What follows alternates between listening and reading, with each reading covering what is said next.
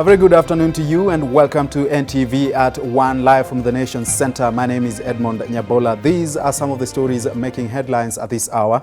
Education Cabinet Secretary Professor George Magoha and other top education stakeholders are currently attending the Kenya Secondary School Heads Association conference in Mombasa. The platform has brought together all the stakeholders in the education sector to deliberate on the key issues, among them quality of education and 100% transition. The principals, are also expected to hear from the ministry concerning the implementation of the competency-based curriculum, funding of schools, and employment of teachers, among other issues. Let's listen in to what's going on in Mombasa. Thank you very much, Chairman. Good afternoon, colleagues. The Cabinet Secretary for Education, Professor George Magoha.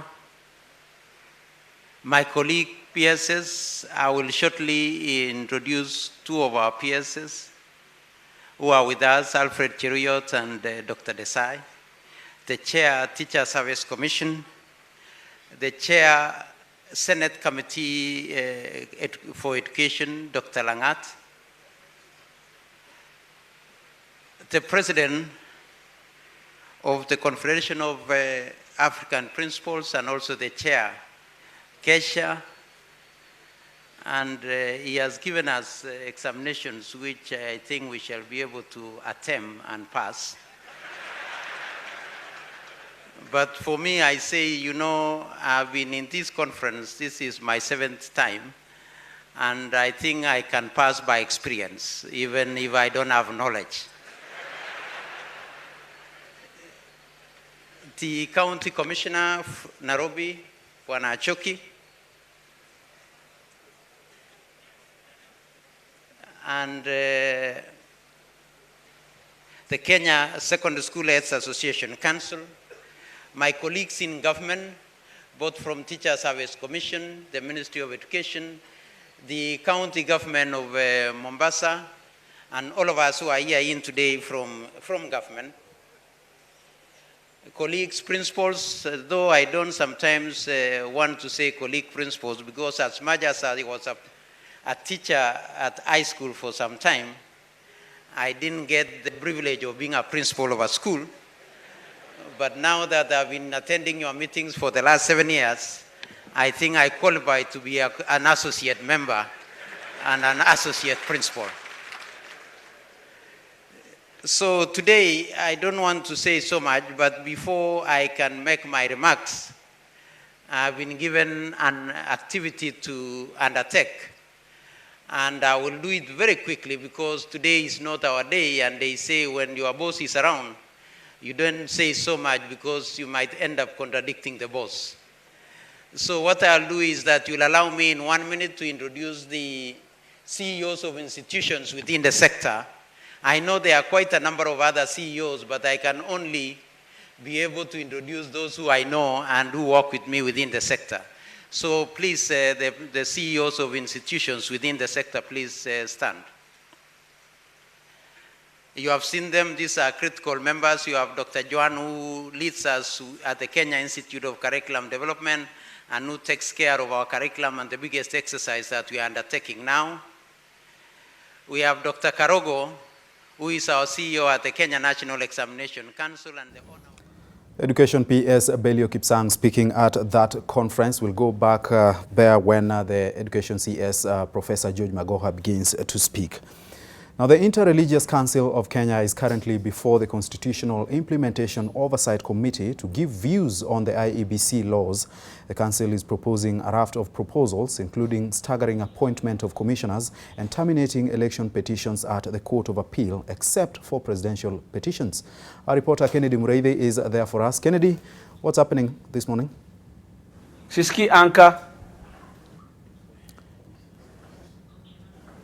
Kennedy Mureithi has been attending that event for us. He's now ready to speak to us. Kennedy. implementation of the oversight implementation committee of the National Assembly, whereby it is looking into issues with regards to what they need and IEBC changes and all that. And some of the people who have appeared before this committee, and today it was that time where the Interreligious Council had their time before this committee, and they are still inside there. And some of the proposals they are making are staggering the elections, that is, the elections of the senators, the members of the county assemblies, the members of parliament, the president, the governor, and all that. But also, as they are trying to have these discussions, the committee in itself is also trying to put in some of what they do know with regards to these changes. And one of the changes probably that is being proposed with regards to that staggering, the committee is saying that if we do that and the president is elected before all the other members, then we are looking at a dictatorship where he will be choosing who will be elected where and what the elections are going to be. So it is a discussion that is going on. Another aspect that has come out at these particular deliberations between the Interreligious Council and the committee is the fact that they do want the review part of the IEBC, because the IEBC is the Independent Electoral and Boundaries Commission. They want that the boundaries be removed from the IEBC so that they just remain with that electoral purpose and that with the election cycle, so that what remains is that the boundaries are given to another committee, which will be an ad hoc committee, so that it is a sessional one and just does that particular duty of reviewing boundaries. Then the IEC remains with the elections as it was before the advent of this new constitution. We've also seen that there is a proposal that all elections, except that of the presidency, be terminated at the Court of Appeal through a period of 6 months. This proposal, they do say, is that we will not have unnecessary petitions that are going to be taken to the Supreme Court, and only the presidential one, which according to the law is to be dealt with within 14 days, also be increased to 21 days. But there are all these proposals that are being made, and the IEBC, all the stakeholders with regards to elections are appearing before this committee, so that by the time the IEBC is being reconstituted, there is going to be will and there is going to be concurrence from every sector. Then there is also the other proposal they are making that is actually cutting across, that this commission have 5 members down from up, which now has 7 members, should be having 5 members, so that there is going to be concurrence, and also we are going to save some bit of money for the taxpayer. Another proposal that is coming out from this particular commission, from this particular group that is the Interreligious Council, is that there is the proposal that probably when the commission sits, the vice chairperson of that commission should have the same qualifications as the chairperson, that all of them should be lawyers, so that in the event that the chairperson or the vice chairperson walks out of that particular commission, then they are able to, one of them must be able to carry on these duties perfectly. Then there is the other proposal that also the appointment of these commissioners should be staggered, so that not all of them leave at the same time or come in at the same time, because one of the people of that Interreligious Council, that is Yusuf Nzibo, has been a commissioner at the IEC and also transitioned into the IEBC, and he was giving some of the challenges that they were able to experience. And he says for one commissioner to get what is happening at the IEBC, they need about 2 years. So these are some of the proposals they are making as this committee continues to receive recommendations from different groups before it comes up with a concrete report that it will table on the floor of the House. Nyabola. Thank you so much, Kennedy Mureithi, for that very in-depth analysis of the affairs there. Now, Kisumu Senior Resident Magistrate Beryl Ouro is set to rule on whether the embattled Nandi County Governor Stephen Sang should take a plea or not. Governor Sang is facing 3 charges of malicious damage to property, abuse of office, and incitement to violence. He was arrested on Monday and spent the night in police cells in Kisumu. He was arraigned this morning but could not take a plea after his lawyers asked the court to respect a stay order issued by the Eldoret High Court stopping his arrest and prosecution. Our reporter Uko Kusa followed the proceeding and gives us the details now. Uko? Yes, Edmond, as you've mentioned there, yes, the case was earlier on brought before the senior resident magistrate Beryl Omolo here just behind me in courtroom number 10. That was after Julius Ngargar, the chief magistrate here in Kisumu, withdrew from the case, citing what he termed as personal relations with the governor, and therefore directed that the case be heard before senior resident magistrate Beryl Omolo. And that happened, and of course it appeared that the magistrate, that is Beryl Omolo, was caught unawares. She didn't actually see this coming because she had to suspend the court hearings for close to 20 minutes just to gather more information regarding the case that is touching on the governor's son. And thereafter, the applications or the sessions went on with the defense, that is the son's lawyers, demanding his unconditional release and claiming there that they successfully obtained a court order barring the office of the director of public prosecution, the Inspector General of Police, the DCI and the Attorney General Office against arresting and prosecuting the governor. They're saying that they managed to obtain a stay order from the High Court in Eldoret to prevent or to stop any prosecution or arrest of the governor, and therefore they want that this court should not actually go ahead to allow the governor to take a plea, the accused, that is. And so, but on the other hand, the prosecution, that is the state, claiming there that the governor the case actually should go on and the governor should take a plea. The governor is facing, according to the prosecution, 3 charges, one being malicious damage to property, another one is abuse of office, and of course incitement to violence. That is what the prosecution is saying, and therefore they are demanding that this case should go on despite the stay order that the defense lawyers claim to have obtained from the High Court in Eldoret. And so that is what the resident magistrate, that is Beryl Omolo, will be determining at 3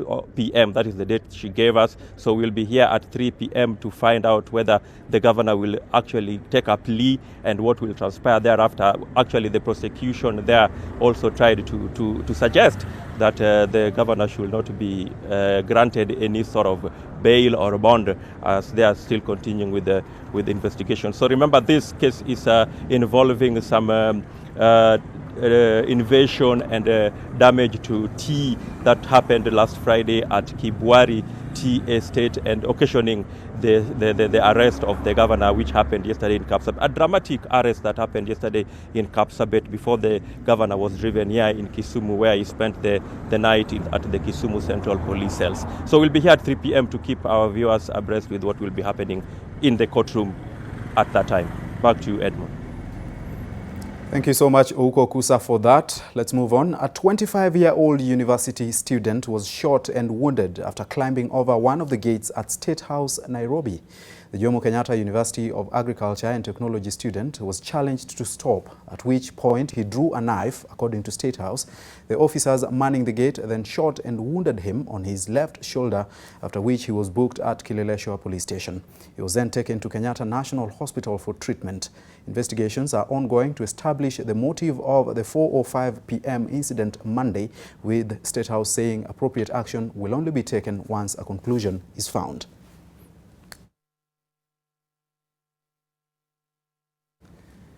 Quite a bold move from the gentleman there. Now, a 7-year-old child has died in a fire at Mudhurwa Market in Nairobi early this morning.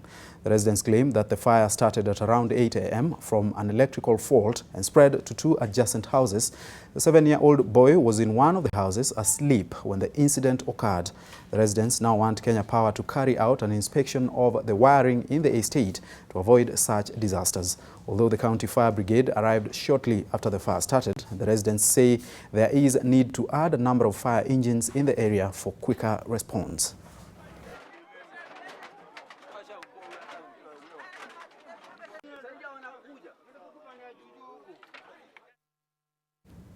Residents of Matadhya village in Kiambu brought business to a standstill as they protested the deplorable state of roads in the area. The business community lamented how their businesses have been negatively affected as the roads have been rendered impassable, especially during the rainy season. The Matadhya village residents put down their tools of trade for the better part of the day and picked up branches in protest. They blamed their area leaders, accusing them of neglect.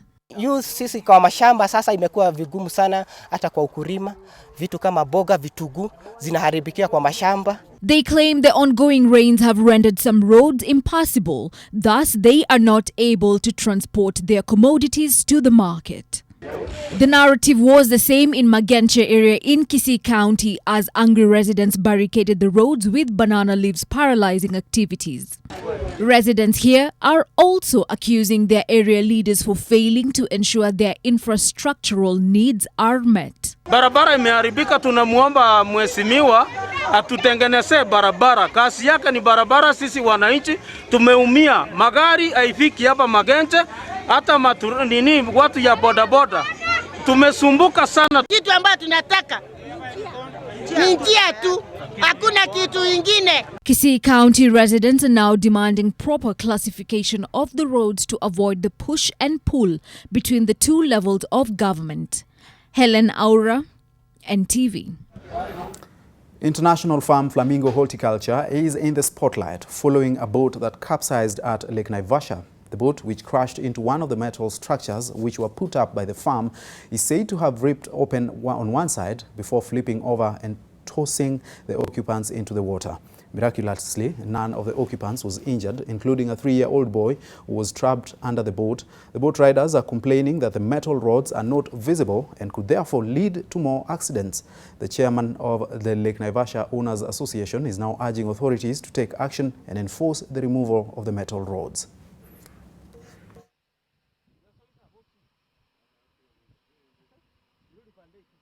There was a time when the lake level had gone down and all the flower farms within the lake were pursuing the level of the lake which was left.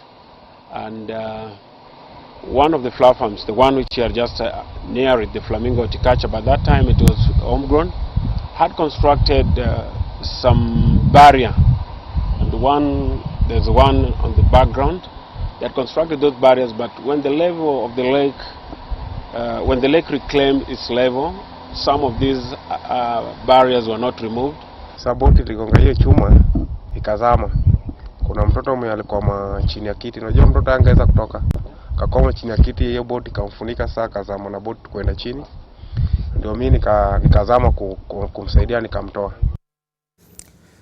Let's go beyond the borders now, and Rwandan President Paul Kagame has called for better cooperation among African countries in a bid to solve challenges facing the continent.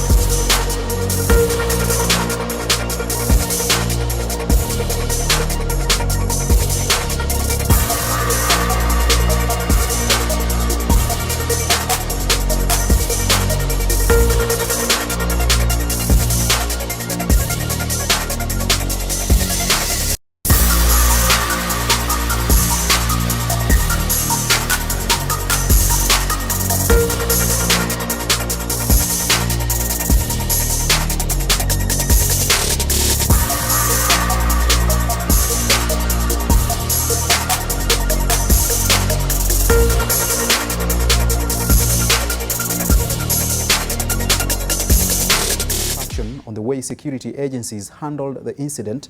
They say the killings was a result of trespassing and should be treated as a crime. The deceased was stabbed 3 times on the chest and neck. That was last Thursday, and has left behind a widow and 2 children. He will be laid to rest this afternoon at his home in Kirumbi village.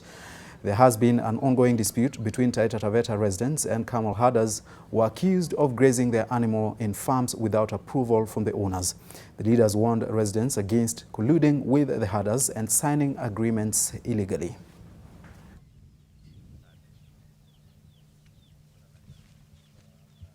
Ombi yangu ni kwamba vikosi vya usalama viweze kufanya kazi haraka iwezekanavyo kuhakikisha kwamba yule ambaye ni mhusika, yule ambaye ametenda hicho kitendo ameweza kushikwa haraka iwezekanavyo. Tulikuwa tumepeleka mswada bungeni wetu account 2014 tukitaka kwamba kabla mtu hajaleta ng'ombe zake kutoka Somalia ama kutoka Masaini, kwanza awe vetted, pia tujue mwenye ranch ana capacity ya kubeba kiasi gani.